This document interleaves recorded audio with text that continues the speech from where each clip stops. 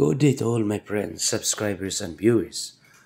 We have our vlogging, guys. 607 square meters for 14 million pesos. Negotiable.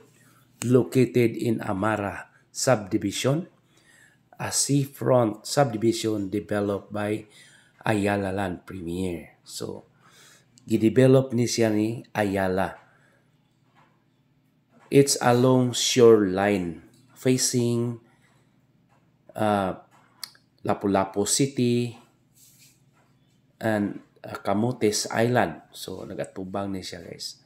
So, if you are standing to the lot, you are facing to the seafront. So, then if you have a two-story house and lot, still you have a good view to the sea. So, this is a high-end subdivision, meaning it is very restrict area. So, stricto kini nga lugar. You cannot just enter to the area without proper permission. And this is the whole map of Amara. So, mao ni siya ang whole subdivision. So, kuan na siya yun. Mao na katong murag na ay kuan mo na ito dapita katong na murag seaport tumoy. So, that is the lot here, somewhere here. Naana siya diri dapita, guys, kaya namurag na seaport ni kuan. So, nindot kaayo, guys, kay naaman ni sila gitawag o gibutang o ganang lantawanan diha. See. So, as you can see, na akong gibutangan og red color, mao na ang lote. Gikan sa gate, gamay ra gyud kaayo, no, nya nindot kayo siya, guys, kay according to the guard, it's already a park. Di po siya playground, park na siya, di natukuran ang likod. So, nindot kayo ang pwesto. Very nice, oh, see? Gikan sa gate, from the gate, that is the lot already. Then, back of the lot is the park. So, mingaw. So, near to this is the Parula. So, mana siya, guys. Daghan kay manuroy diha, guys. Mga jogging, kay nindot man ang breeze sa hangin diha, guys. Kaya abot man diha. So, how much more if you have your own lot inside to Amara? So, this is the other side, the gate. Mao ni siya, guys. The other side ni siya, guys.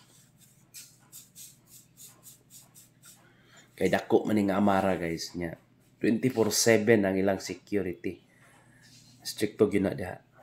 Man ilang high-end subdivision sa Cebu, preferably in Liloan, Cebu, a northern part of Cebu province. Soon to become a city. Hapit na ma-city ang kuan. So, background, formerly the daughter is the mother is Governor Garcia. So, lakas kayo. Si our tourism secretary, mao naman na ang atong former mayor, si Cristina Prasco. So, this is the surroundings on the other side. So, pwede na ka magkasulod-sulod diri kay if you are acquiring, if you have a unit or a lot inside to the subdivision. So, money, limpyo kayo, ano ba?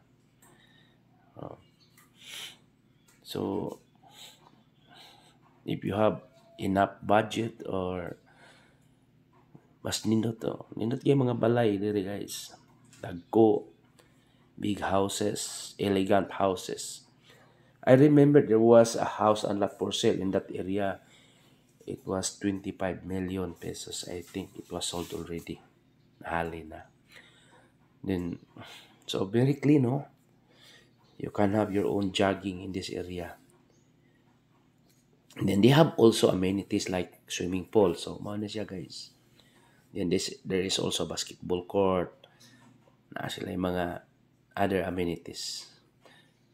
So, mo na nakanindot sa Amara. Okay.